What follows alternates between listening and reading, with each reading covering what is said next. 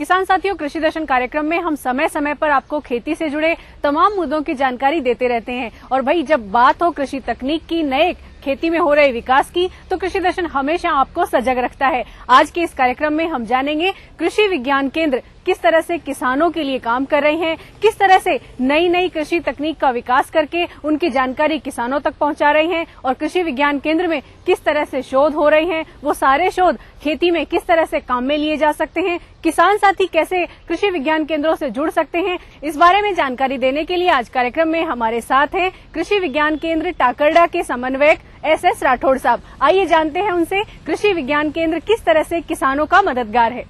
किसान भाइयों,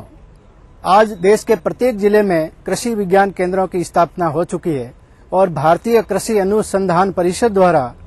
देश के प्रत्येक जिले में एक कृषि विज्ञान केंद्र स्थापित करने की योजना थी। और राजस्थान में हमारे करीब करीब प्रत्येक जिले में एक कृषि विज्ञान केंद्र स्थापित है। इसके अलावा जो बड़े जिले हैं उसमें एक अतिरिक्त कृषि विज्ञान केंद्र भी स्थापित हो चुका है। तो ये कृषि विज्ञान केंद्र भारतीय कृषि अनुसंधान परिषद के द्वारा प्रायोजित कार्यक्रम है, जिसमें किसानों के लिए जिले के परिस्थितियों के हिसाब से कृषि की नई प्रौद्योगिकी है उसका प्रसार करने के लिए और उसका विस्तार करने के लिए आप किसानों के लिए कार्य कर रहा है। कृषि विज्ञान केंद्र मुख्य रूप से जिले के जो कृषि विभाग है, उद्यान विभाग है, पशुपालन विभाग है, जो किसानों की सेवा में कार्य करते हैं, उनके लिए, उनके जो फील्ड के अधिकारी हैं, उनके लिए एक ज्ञान का स्रोत के रूप में काम करता है, ताकि किसानों को नई तकनीकी उनके माध्यम से भी प्रसारित हो। और कृषि विज्ञान केंद्र है वो किसानों को प्रौद्योगिकी हस्तांतरण के लिए मुख्य रूप से दो रूप से काम करता है। एक है कि किसानों के लिए, कृषक महिलाओं के लिए, जो हमारे बेरोजगार युवा हैं, जो गांवों में कार्य करते हैं लेकिन किसी कारण से उनकी नौकरी नहीं लगी है, तो वो कृषि को एक व्यवसाय के रूप में अपना करके अपना जीवन यापन कर सकते हैं। इसके लिए कृषि विज्ञान केंद्र उनके लिए व्यावसायिक प्रशिक्षणों का आयोजन करता रहता है। ये व्यावसायिक प्रशिक्षण 1 सप्ताह की अवधि से लेके और 6 महीने की अवधि के प्रशिक्षण आयोजित किए जाते हैं, जिसके अंदर आपके डेयरी पालन है, पशु पालन है, मुर्गी पालन है, बकरी पालन है, मशरूम पालन है, वर्मी कंपोस्टिंग है, फूलों की खेती है, सब्जियों की खेती है, फूल एवं फसलों के बीजों का उत्पादन करना है। और इस तरह से इन प्रशिक्षणों के द्वारा हमारे जो युवा हैं, बेरोजगार युवा, वो इसको एक व्यवसाय के रूप में अपना सकते हैं और अपना जीवन यापन कर सकते हैं, अपनी आमदनी को बढ़ा सकते हैं। तो ये जिले के प्रत्येक कृषि विज्ञान केंद्र है वो जिले के प्रत्येक भाग में स्थापित है और ये किसानों की सेवा में तत्पर रहता है। दूसरा हमारा जो कार्य है कृषि विज्ञान केंद्रों का, वो है जो कृषि के बारे में रिसर्च स्टेशनों पे और कृषि विश्वविद्यालयों के द्वारा जो नई नई तकनीकियां आजाद होती हैं, उत्पादित होती हैं, उनको किसानों के खेतों पे प्रदर्शनों के तौर पे तैयार करके और किसानों तक पहुंचाने का कार्य करता है, जिसमें नई नई उन्नत बीजों का उत्पादन करना, नए नए जो कीड़ एवं व्याधियां हैं उनको नियंत्रित करने के लिए जो नई तकनीकियां हैं वो प्रदर्शनों के माध्यम से हम लोग, हमारे जो कृषि विज्ञान के वैज्ञानिक हैं, उनके द्वारा किसानों के खेतों पे प्रदर्शित करके और आसपास के किसानों को अपनाने के लिए प्रेरित किया जाता है।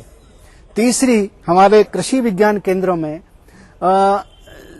मिट्टी एवं जल परिरक्षण की सारी प्रयोगशालाएं हैं, जिसमें जिले के किसानों के जो मिट्टी के सैंपल्स हैं उनका परीक्षण करके और किसानों को उसके लिए किस तरह की सलाह देनी है, कौन सा बीज उत्पादित करना है, कौन सी फसल लेनी है, उनकी जमीन किस तरह की फसलों के लिए उपयोगी है या उसकी जमीन में किस तरह के पोषक तत्वों की कमी है, तो वो पूरी जानकारी मिट्टी और पानी के परीक्षण के द्वारा जांच करके और किसानों को एक सहयोग के रूप में प्रौद्योगिकी है वो आपको उनको पहुंचाई जाती है। तीसरा, हमारे यहाँ पे पौध एवं व्याधि, जो किसानों की फसलें हैं, सब्जियों की फसलें हैं, बीजों की फसलें हैं, उनके ऊपर कीट एवं व्याधियों का जो अटैक होता है, आक्रमण होता है, उनसे किस तरह से उनको नियंत्रित करना है, उनकी हमारे यहाँ पे कृषि विज्ञान केंद्रों में एक परीक्षण प्रयोगशाला भी स्थापित की जा चुकी है, जिसमें उनका परीक्षण करके और एक निश्चित व्याधि का उपचार है वो उसमें बताया जाता है। तीसरी तरह के वहाँ पे जो आजकल नई प्रौद्योगिकी के द्वारा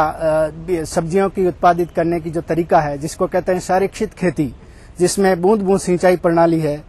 आपके लो टनल टेक्नोलॉजी के द्वारा सब्जियों का उत्पादन है, या ग्रीन हाउसेज जो कम लागत के ग्रीन हाउसेज हैं, नेट हाउसेज हैं, उनके अंदर किस तरह से फूलों की खेती करना है, या जो हमारी सब्जियां हैं, जो उन्नत सब्जियां हैं, उनको किस तरह से उत्पादित किया जाता है। तो ये सारी टेक्नोलॉजी एक प्रदर्शनों के तौर पे कृषि विज्ञान केंद्रों में किसानों के लिए सिखाई जाती है। उनको देख के और किसान उसको आगे प्रेरित होकर अपने खेतों पे अपना सकता है और ज्यादा मुनाफा कमा सकता है। इसके बाद में हम लोग किसानों को जो नए बीज हैं, उन्नत बीज हैं, उस बीजों को अपने खेतों पे वो कैसे उत्पादित करें, उनकी पूरी तकनीकी सहायता है वो किसानों को समझाई जाती है, और उनकी हमारे वैज्ञानिकों की देख रेख में किसान के खेतों पे उन्नत बीजों का उत्पादन किया जा सके, जिससे किसानों को अपने गांव में ही उन्नत तरीके का बीज है वो उपलब्ध हो सके। तो एक बीज की सफाई का यंत्र, बीज को ग्रेडिंग करना, उसकी पैकिंग करना और फिर उसको आगे मार्केटिंग करने के पूरे तरीके इसमें समझाए जाते हैं। चौथे तरीके का हमारे यहाँ पे, क्योंकि सब्जियों की खेती काफी अच्छी होती है, जिसमें जब सब्जियों की उत्पादन अधिक होता है तो उस प्रोड्यूस को किसान मंडी में ले जाता है, उस समय कम भाव मिलते हैं। तो इससे तरीके में उनके लिए हम लोग एक परिरक्षण परियोजना का आरंभ करते हैं, जिसमें किसानों को 1 महीने का प्रशिक्षण देके सब्जी एवं फल की परिरक्षण के लिए उनको अलग अलग उत्पाद बनाने के लिए, जैसे आंवले के उत्पाद हैं, आंवले के लड्डू बनाना, आंवले का मुरब्बा, आंवले का अचार, इस तरह से टमाटो सॉस है, टमाटर ज्यादा मात्रा में पैदा होता है तो टमाटर का सॉस बनाना, टमाटर की चटनी बनाना, टमाटर का जैम बनाना, इस तरह से ये सारी तकनीकियां उनको केवीके के ऊपर सिखाई जाती हैं, जिससे किसान अपने घरेलू लेवल पे एक छोटी सी यूनिट स्थापित करके और उसको एक उद्योग के रूप में अपना सकता है, और जिससे ज्यादा से ज्यादा वो अपने परिवार का जीवन यापन कर सकता है और उसको आगे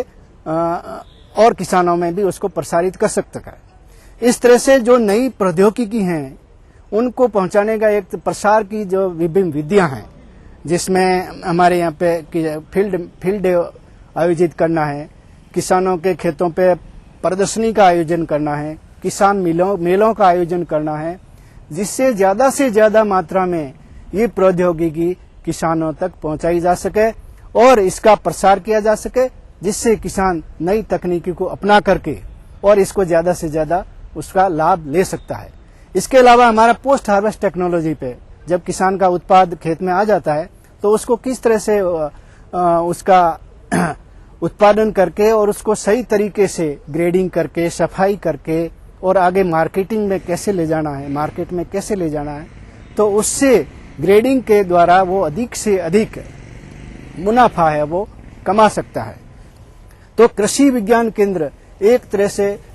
किसानों के लिए, जैसे पशुपालन है, उद्यानिकी की फसलें हैं, सब्जी उत्पादन है, आपके मुख्य फसलें हैं, पशुपालन, बकरी पालन, तो इस तरह की सारी जो समस्याएं हैं वो किसानों को एक ही छत के नीचे कृषि विज्ञान केंद्रों के माध्यम से पहुंचाई जा सकती है, जिसमें किसान की सारी समस्याओं का समाधान हमारे कृषि विज्ञान केंद्रों के माध्यम से हो सकता है। तो मैं किसान भाइयों से यही कहना चाहूंगा कि आपके हरेक जिले में एक कृषि विज्ञान केंद्र स्थापित है, तो आप अपने नजदीक के कृषि विज्ञान केंद्रों के संपर्क में रहें और उनके वैज्ञानिकों के द्वारा बताई गई जो तकनीकी है उसको आप अपनाएंगे तो अधिक से अधिक आप लाभ ले सकते हैं और अधिक से अधिक आगे इस नई प्रौद्योगिकी के द्वारा आपका आमदनी है वो बढ़ा सकते हैं। तो मैं आज किसान भाइयों से यही कहना चाहूंगा कि कृषि विज्ञान केंद्र के माध्यम से आप बहुत सारा फायदा ले सकते हैं और ये सारी सेवाएं निःशुल्क हैं, इसमें कोई शुल्क नहीं लगता है किसानों के लिए, तो इसको जरूर आपको लेना चाहिए और इनका फायदा है आपको उठाना चाहिए। बाकी क्योंकि कृषि प्रधान देश है हमारा और हम वैज्ञानिक और किसान मिलके और ज्यादा से ज्यादा देश की आमदनी में हम लोग योगदान दे सकते हैं। जय किसान, जय भारत, जय राजस्थान।